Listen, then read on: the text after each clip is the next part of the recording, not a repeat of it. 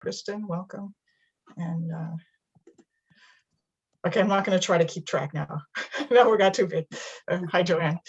Hi. All right, so we're going to start recording. And I just want to acknowledge before we begin that there's a lot happening in the world right now. And you can't just jump into things and just pretend it's not there. Mhm. So tensions are high everywhere. And I want to acknowledge that. And those of us who have family or friends in the Middle East and Israel are heartbroken. No matter what your politics are, we're heartbroken, and we pray for peace, calm, caring, compassion, and I pray that our study together will put that energy into the world. And there's also a lot of tension in this country for a lot of reasons. Can't even begin to name them all. So as we enter our study together, I just acknowledge that and pray that we can live together in some kind of understanding, and that these classes will be a place where we can learn from each other and listen to each other and be exposed, maybe to just opening our hearts a little bit more, all of us, in ways that will contribute to something good in the world. So I'm going to try to be very careful about the way I speak, and ask everyone else to do the same. And when you put words in the chat, think about that too. People with different opinions are in the room. And if I say things that are troubling to people, I do want to know. I just want to be really careful, and I want to open that possibility that I could unknowingly say things that would be hard for people to hear. And hard to hear is not a bad thing, but hurtful is another thing. So just please let me know privately or whatever way is comfortable for you. So we're jumping in to week 4 of uncertainty and hope, and we are near the end of the Omer period in the Jewish calendar, which is the period 49 days between Passover, which is the holiday when historically we remember the ancient Israelites leaving Egypt, leaving bondage. And we've talked about that as sort of a period of, metaphorically, for any of us, leaving something difficult, leaving a constricted place. And then you don't go straight from the constriction to the promised land. You go into the desert, and this is normal, and this is the way it is, and this is the human experience. And Egypt, again, represents any kind of constriction in our lives. And on the 50th day, we get to Mount Sinai, which is when we receive revelation, and that's the holiday of Shavuot, which on the Jewish calendar will be Sunday evening. We'll start Sunday evening. So we're now we've been through a period of being in the desert in these classes, and now we're at Mount Sinai, and we're going to talk a little bit more about Mount Sinai and beyond. So text number 1, and this as we're leaving this COVID world, and I want to acknowledge that not everybody's leaving it. Some people are still very much in it, and people are in different places of leaving. So that I want to really acknowledge that. But we've learned a lot. We've all learned a lot. We're not all sure what we've learned, but we know we've learned. And that's what Revelation to me represents. And so when Revelation happened in Exodus 20, those of you who remember from last week, if you were here, the 10 Commandments, Exodus 20, that's one of those little factoids that you can hold on to. The Torah says, after the revelation, after the 10 Commandments are given, and this is text number 1, all the people saw the voices.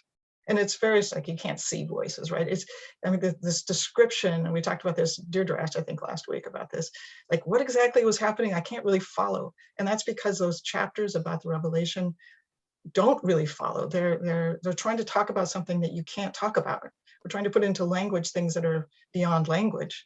And so when you say people saw voices, that's a way of like taking these different experiences sensually of our senses and putting them all together, and like it's hard to talk about.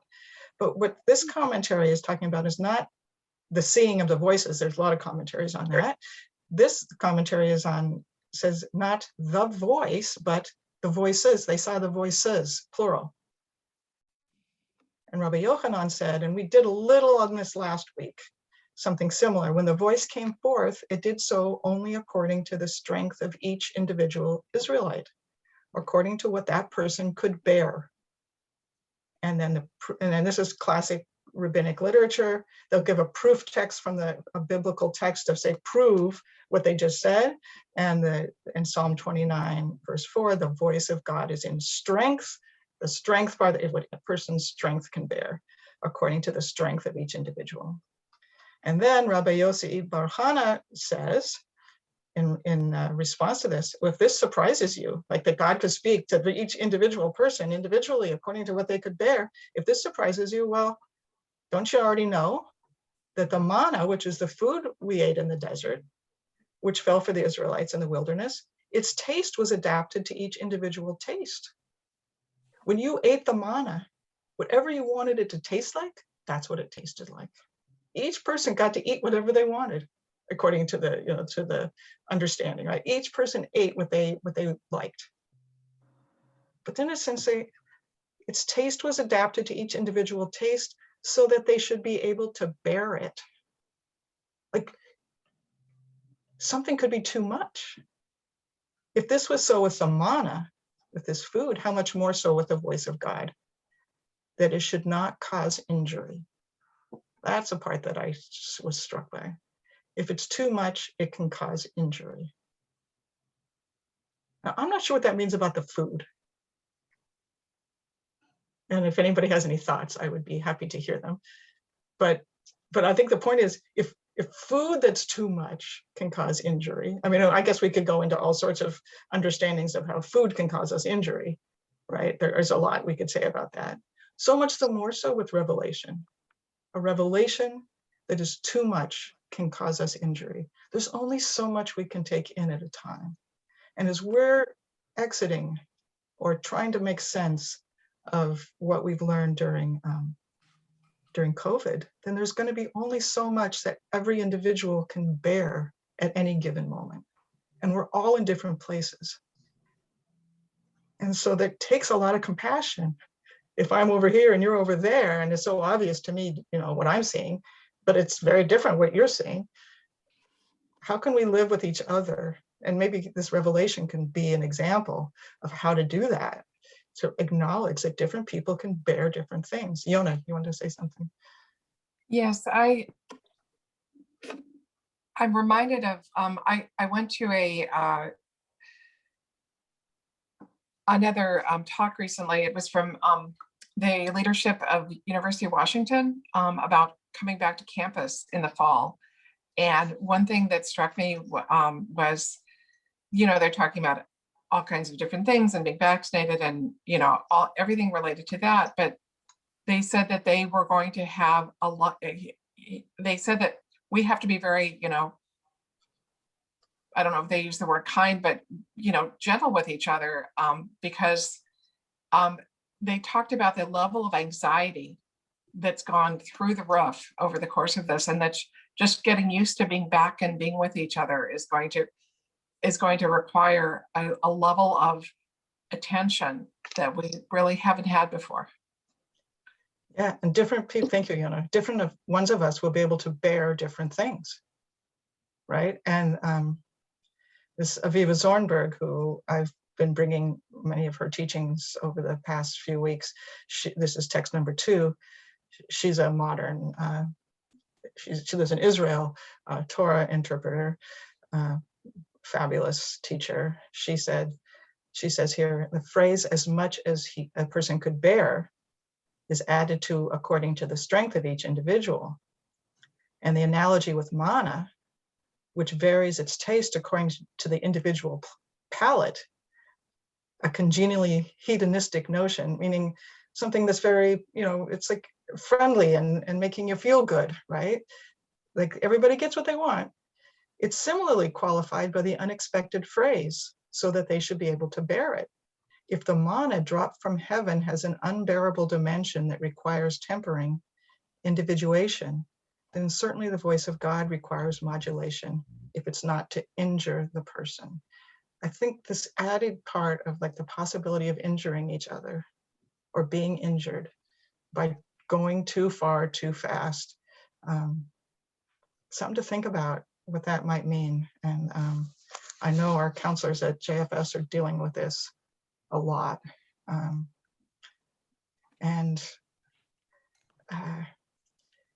It's what I like, what I appreciate about this, and I've been saying this every week, is that these texts normalize this abnormal situation that we're in. It's like this, if you feel like it's too much to bear, why can't I just go? I'm already vaccinated. Why am I uncomfortable going in public with other people? I'm vaccinated. All the signs say that's okay, but I'm not. Well, maybe it's because it's normal that different people have different responses, and let's be gentle with ourselves. So that's point number one, that different people are going to be able to bear different things, and that's normal. That's okay. Let's be kind to each other about that.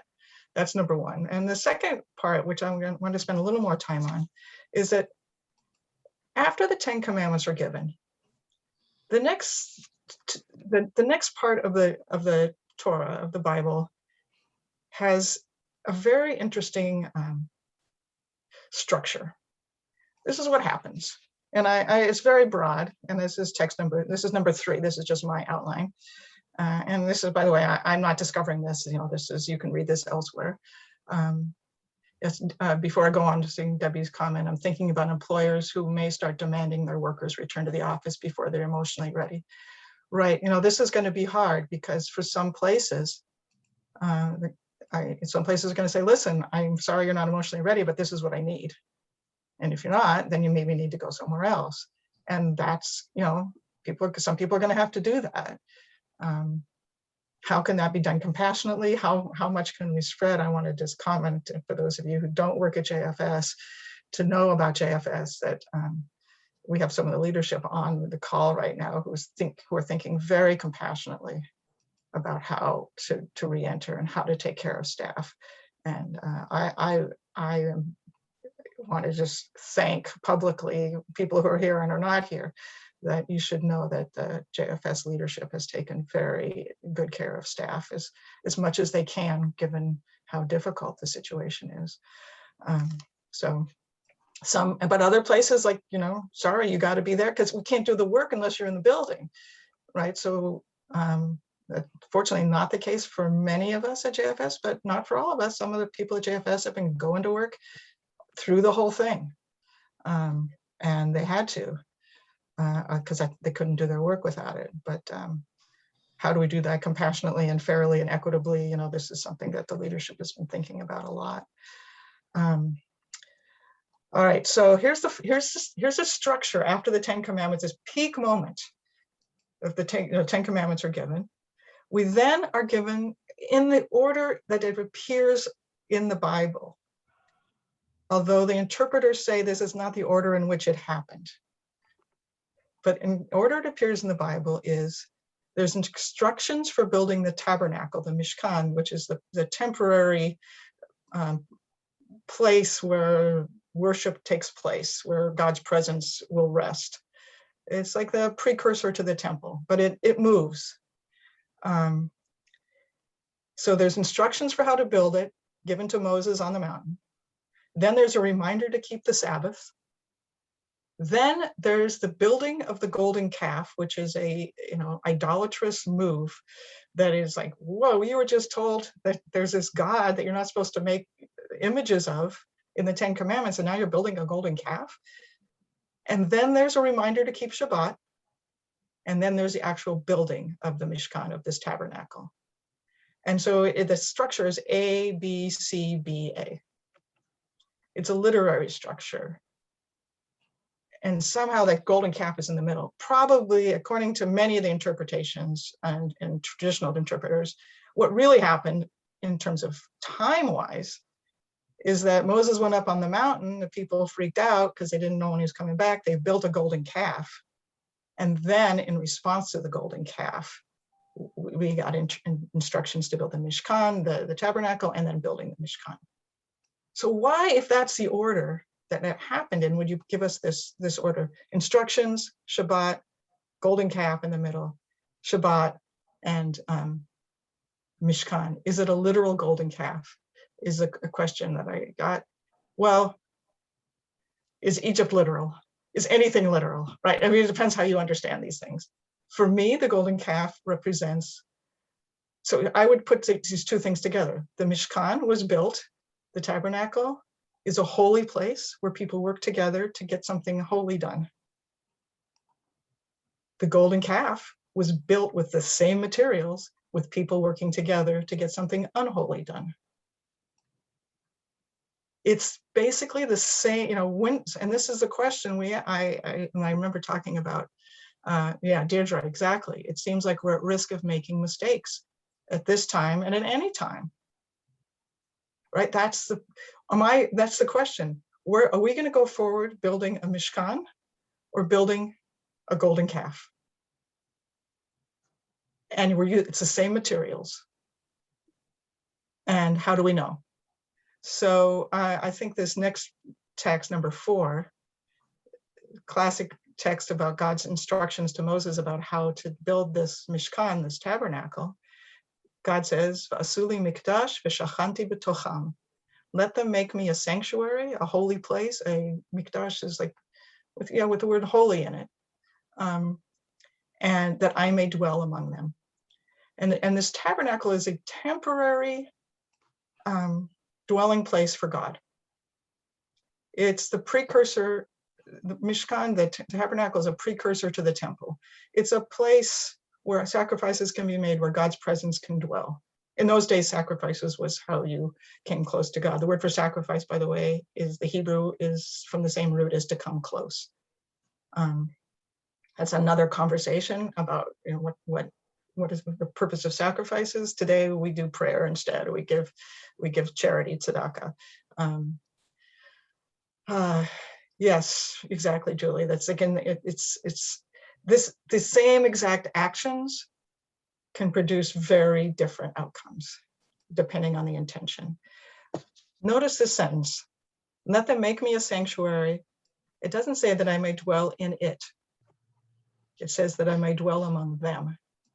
It's the process of people working together for a common good with the intention of a common good that is the key here. God will dwell not in this sanctuary, not in this Mishkan, not in this tabernacle, not in this place.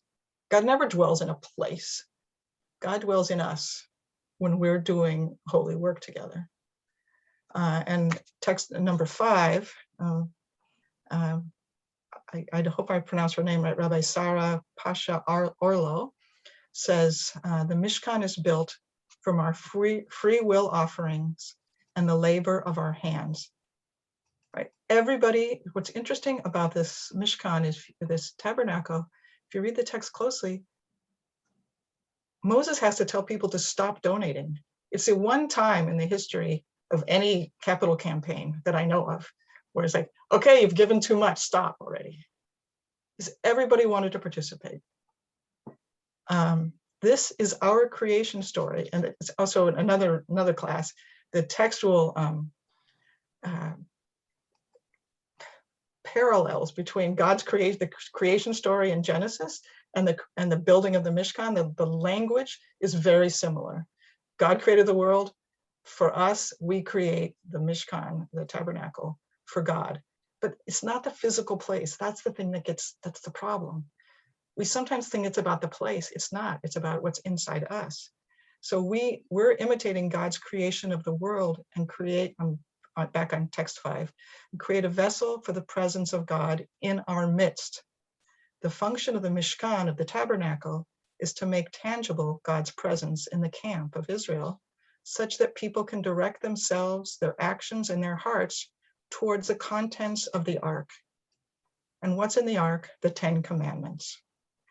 And it's not about those rocks. It's about what's in those 10 commandments. It's about how do we live in relationship with each other. This building is a communal effort to build a spiritual and moral environment. It's not about the building. And then she goes on to say, and yet the people also rallied to give their gold to build the golden calf and their time to worship it. Here's the thing about the golden calf, according to the traditional understanding. Sorry guys, but only the men donated. The women and the children didn't donate. It was not a full communal effort. And that, according to some traditions, the men had to die out in the desert because it was the men who donated the golden calf. The women, the old women, got to go into the land. They didn't have to die out, which is not a well-known tradition, but it's Rashi. I mean, I'm not making this up. There are people who fought the golden calf, but everybody participated in the building of the Mishkan, of the tabernacle. And here's the million-dollar question, right? How do we know the difference in our lives between the times when we're creating our own idols and those times when we are truly making space for the sacred and fulfilling a moral and ethical tradition? And I see there's a comment from Margaret. Time will reveal which is which, golden calf or Mishkan, tabernacle. Time brings light through the return wave of consequences, right? And so I think that's really important, Margaret. And maybe that's why we need to sort of stop and look. Am I building a golden calf? Am I building a Mishkan? Am I building a golden calf? Am I building a Mishkan? And this metaphorical lens that we could look through might help us. And then we have to look to each other. Am I connecting with people, or am I disconnecting from people? Am I using this? Am I finding that I'm hearing new voices, or I'm finding I'm still in my own bubble? These are the kind of questions that might help us as we go forward. Because we can build a Mishkan, or we can build, in the new world, we can build a Mishkan, or we can build a golden calf. My guess is we'll do both. And where do I want to be sitting? What am I going to be contributing towards? That's the question I'm going to be asking myself. Feel free to keep putting comments in the chat, Deirdre. It is important if the women didn't participate, that there was a contrary voice that was not heard. Yes. But they didn't win. Or maybe they did. Because look at how this story is constructed. The story is constructed with the golden calf at the center. But what's going to keep us from the golden calf? If we can surround ourselves with this Mishkan idea and the Shabbat idea, and then the golden calf it only gets one place in this. Shabbat gets 2 spots, Mishkan gets 2 spots, and the golden calf maybe gets squeezed out, right? And I think the Shabbat addition is important, because Shabbat represents, and we're not talking about being observant in a particular way, but Shabbat is saying, I'm going to stop for a day and I'm going to think, I'm going to reflect, I'm going to pray, whatever it is that you do that helps you reflect. That's the buffer. Shabbat, having a day or time when we can be reflective, is the buffer between building a Mishkan, building something holy, and building a golden calf. And even the building of the Mishkan, of the tabernacle, had to be put on hold for Shabbat. They didn't work 7 days a week to build this holy place. They worked 6 days a week, because you've got to take the time to be reflective. Kathy writes, placing a few Shabbats into the recipe is important. Exactly. You can't immediately tell what you're building, and Shabbat gives you perspective. Exactly. Yes. And this points to the importance of hearing voices that have been marginalized. Yes, I'm assuming, Julie, you're referring back to Deirdre's comment, right? And Shabbat can be the thought, the pause moment. We're saying, who am I not hearing? Who's not in the room? Who is not helping us build the Mishkan? The thing about the Mishkan is everybody participated. Everybody's role was important. And people did according to their abilities. I mean, it's just an amazing model. And it was very, very prescripted, but it was a joint effort, and nobody was more important than anybody else. Deirdre, reflect, study Torah, connect with one another. Also reflect on Shabbat's specific resonance with leaving Egypt behind, and also the act of creation. Yes, the key themes of Shabbat is leaving Egypt. In the liturgy is three themes: leaving Egypt, or creation first, revelation, receiving Torah, receiving some kind of knowledge, and leaving Egypt. Those are the three themes. If we can take time to reflect on those three themes and how to integrate them, and are we moving forward with all these themes in our heart, we need the time to think about that.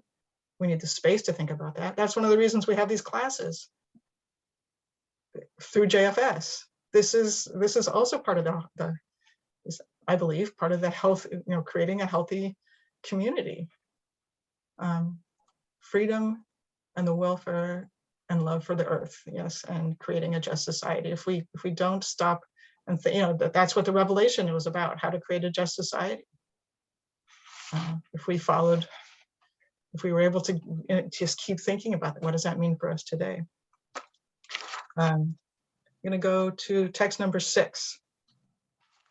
The construction, and this is Rabbi Shira Shazir, and relatively recent writing of hers, written during the pandemic. The construction of the Mishkan, this transitory holy space, that's a great way that she describes it. I hope I've been clear about what this is. It's the Mishkan it's transitory. It can be taken apart and put back together. When they move, they take it apart. Different people carry different parts of it. And when they get to the new camping place, they put it up again. But God's everywhere. This is somehow human beings need to have places where we feel God's presence more. But every synagogue or church or mosque or whatever gathering place can be holy or not holy. It's not about the place, it's about what people do in the place. And one of the great teachings, I think, of this Mishkan is that it's not a permanent spot. It moves with you. You bring it with you. It's in us. We often talk about how the heart is the Mishkan inside of each one of us. Monty writes, Aaron makes the calf from gold only. Yes, the Mishkan is made by skilled workers for the shared purpose of offering sanctuary in our community. Yes, the gold, it's only gold, and it's their jewelry, it's the men's jewelry. And Aaron this is a really interesting story. We should spend time looking at this story, because what was Aaron doing building this thing? Why did he do it? According to one of the traditions, there were 2 people left in charge when Moses was on the mountain, Hur and Aaron. And Hur is introduced right before Moses goes up the mountain. Moses says, Hur and Aaron are in charge, but we never hear of Hur again. What happened to him? Well, according to one tradition, the mob went to Hur first and said, build us a golden calf. And Hur said no. And they killed him. And then they went to Aaron and said, build us a golden calf. And Aaron's thinking, okay, how can I stall these people? And if you read the story closely, he's trying to stall them, and in the end, he still has to do it. And then this is a question for leaders. What do you do? How quickly can you move people? How can you stall them from doing the wrong thing? Moses comes down and says, what did you do, Aaron? And Aaron says, well, what did you want from me? You're up on the mountain. You know these people. I have a lot of compassion actually for Aaron. What was he supposed to do? What good is it going to do if he gets killed? It's not just about saving his own life. It's what's going to happen next? If Hur is dead and he's dead, is this going to be helpful to the society? Do you keep yourself alive by doing things that you kind of have to hold your nose about? And then what about Moses? What was he doing up on the mountain for so long? Come on down. You said you'd be back in 40 days and you didn't come back on time. You know these kids. I don't know. Thanks, Monty. There's a lot to compare between these two stories and a lot of differences. And in the Mishkan, it's the offering of the heart for the whole community's sake. All right, back to text number 6. I'm looking at the time. The construction of the Mishkan, a transitory holy space, is on one level a capitulation to the extended transitory state the Israelites find themselves in. On the other hand, building this Mishkan is a choice to live fully in the present, as imperfect as it may be. Before they decamp from Mount Sinai, the people have been there nearly a year. At the end of it, she's writing about the particular Torah portion, actually, which has the golden calf in it. This parsha means Torah portion. And every week, Jews read a different portion of the Torah. So near the end of the portion where we read about the golden calf, and also it's the end of the instructions for how to build the Mishkan. And also there are several rounds of instructions for how to observe the holidays. In a Torah portion with so much going on already, I wonder why the holiday cycle comes up here too. I'd like to suggest that maybe it is because, like us, our ancestors would go through the full year cycle, and in their case for 40 times. In our case, hopefully not 40 times, but we've gone through it once already, in a transitory state. They would celebrate leaving deliverance from Mitzrayim, from Egypt, while also awaiting deliverance to the promised land. Like we might have to build something transitory. I don't might, we will have to build something transitory. And they lived with this transitory thing for 40 years. And it's not like the first thing they did when they got into the land was build a temple. It was a few generations before a permanent place was built. And then that was destroyed. And it had to be rebuilt. And it was destroyed again. And we have now been living for 2,000 years without a permanent place, because we learned in the desert that we can live in a transitory space. We can do it. And not only can we do it, we can do it well. And maybe life is just always a transitory space. There is no permanent space. And she writes, may we also learn to embrace the seasons of our joy, even in times of uncertainty. There's going to be holidays. Let's celebrate. It's not so easy, but maybe that's why the holidays are there in this Torah portion with all this other stuff going on. May we continue to build the transitory space, holy spaces, because we cannot know how long we will need them to sustain us. And may we treat each other and ourselves with patience and compassion when trying times weigh on us and when fatigue sets in. Boy, we could just end right there with that, right? This goes to what you were saying, Yona. We're going to need to build some transitory state places, and in the process of building them, we're going to also need to be really patient with each other. Thoughts or comments on that before I go to the next point I'm going to make?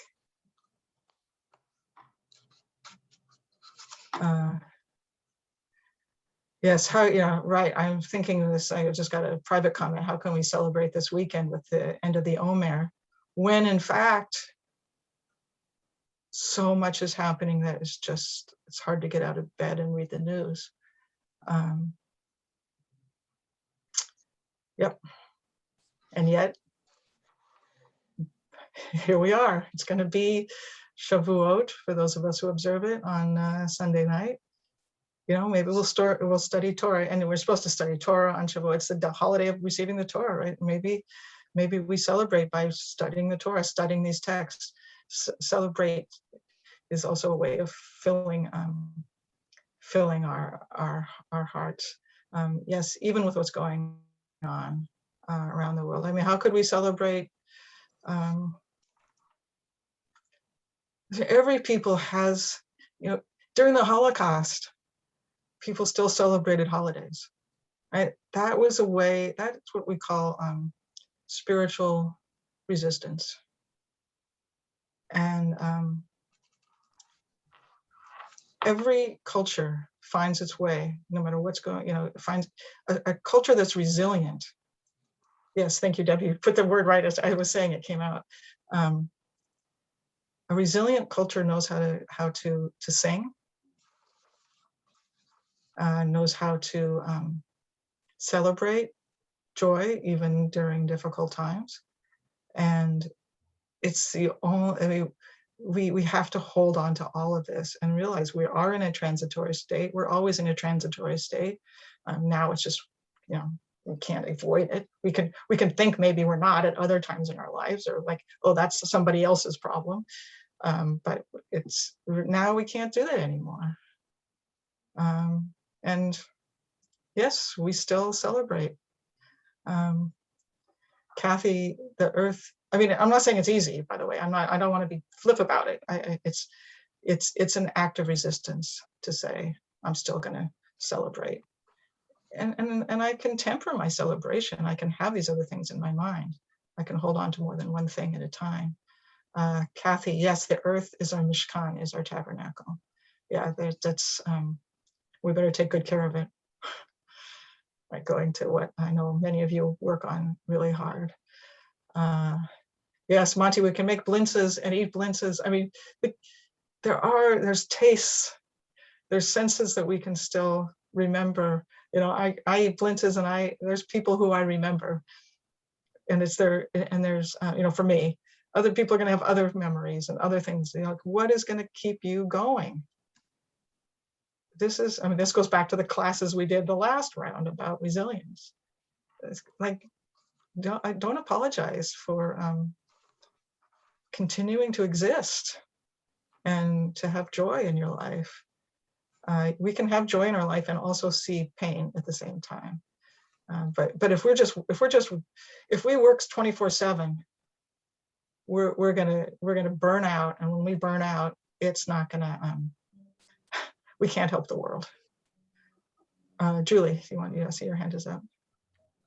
Yeah, I would just, as usual, I think bring in mindfulness, because I think there's a phrase where they talk about living in the present. And I think that is important to realize, that even with all the scary things and the uncertainty, that in this moment, you know, we're each in a comfortable spot, having the opportunity to hear and study together and connect to one another. You know, I just had a nice meal, you know, I mean, you know, I have clothes, I have a nice place to stay, I have a soft bed to sleep in. I mean, there's a lot in the moment, in the present, that are to be grateful for and thankful for and to enjoy.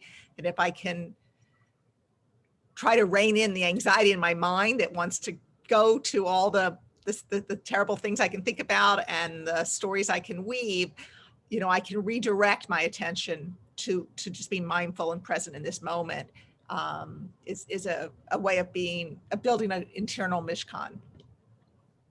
Right, the tabernacle within us allows us then to be more present in the world and to do the work that needs to be done to bring healing. And it's, as my teacher, Rabbi Ira Stone, always says, it's an ever receding horizon. You know, we're not going to get to the end, but that doesn't mean we don't work towards it. And if we don't do that, centering, as you're talking about, Julie, this mindfulness, Shabbat, Debbie wrote, we lose perspective. And then we start lashing out. And then we forget that our enemy is actually also made in God's image, or the person that we think is our enemy is also made in God's image. And now I've got to behave differently. It doesn't mean I don't have to defend myself, but I don't have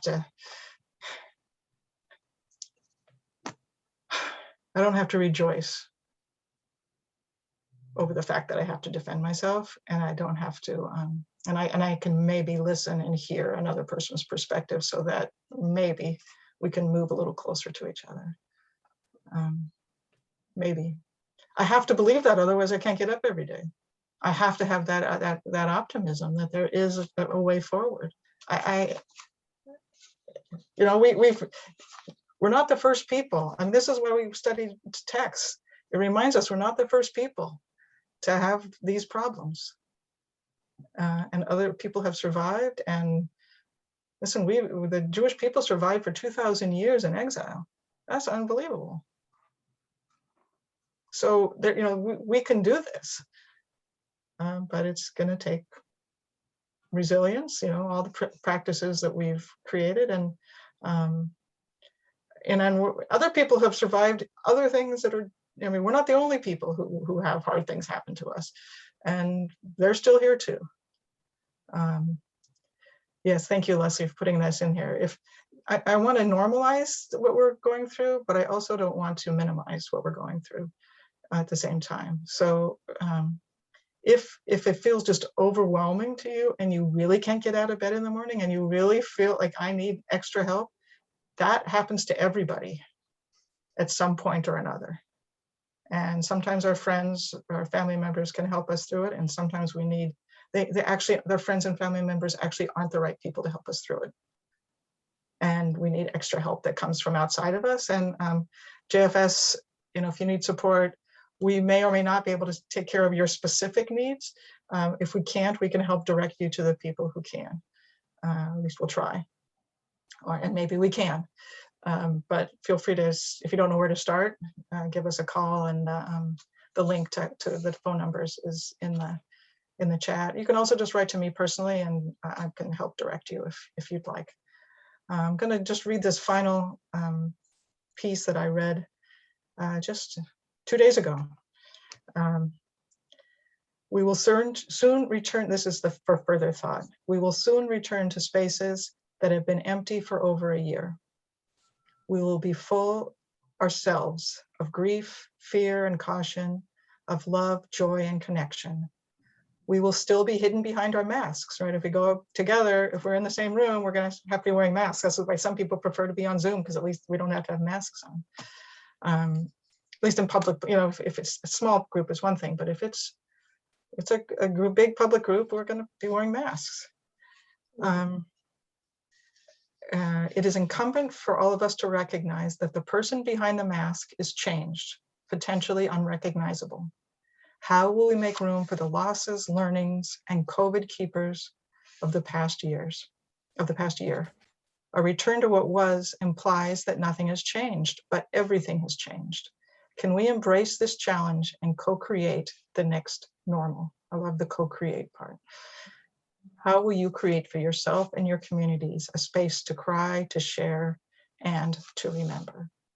And this, I think, is our challenge going forward, and I think we can do it. I think we have compassionate people who are really trying to make it work, and let's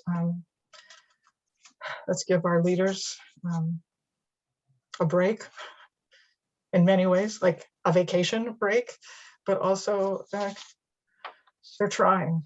They're really trying. Let's give people feedback and honest feedback, but lovingly. And we're all doing our best. And we don't know what the next, we don't know, but we do know that we want to build a Mishkan and not a golden calf. I think that we do know that. And if we start going off in the golden calf direction, then let's like catch ourselves, because we're going to have Shabbat. Again, whatever Shabbat means for you, whatever that time of reflection, whether it's meditation, prayer, traditional Shabbat, some kind of stop and reflection. And yes, Deirdre, Shemitah, which is too complicated to explain in 1 minute here, but Shemitah is in the Torah about taking a break, a seventh year where everything lays fallow, where debts are what's the word? We stopped it. We stopped the debts. We reversed debts, and it starts this coming year, Rosh Hashanah. How perfect to be a year that we really think about stopping, thinking, and reflecting, and not just running forward, but going forward with some thought and acknowledgement that it's been hard, and we're going to be okay, God willing. And let's build something where we work, where we're together, where we sit. A Mishkan is where God dwells in us, not in the place, but in us. And so with that, I think we're at time. I'm going to be sending you a follow-up later today or tomorrow, probably before the end of the week, that will also include a link to another series on the same topic that I just listened to through a place called Machon Hadar. It was fabulous. So it was a 3-week piece on the Torah of reopening. And Tali Adler was the teacher, and everything she does, I think, is spectacular. So I'll send you links to that if you want to listen to it. I really enjoyed it. And also an evaluation. And in the evaluation, by the way, please just write anything that there's a part at the end, anything, any feedback of any kind. I would really appreciate, your thoughts, advice, whatever. All right, may everybody have a very good week. And for those who observe Shavuot, have a wonderful Shavuot. And those who observe Eid, if anybody's on this call that does Eid, I think in Seattle, it begins this evening. So it's interesting that Eid and the Omer overlap this year. A lot to think about with that. Hopefully we're putting good energy into the world through this, all our different cultures. All right, thank you, thank you, thank you.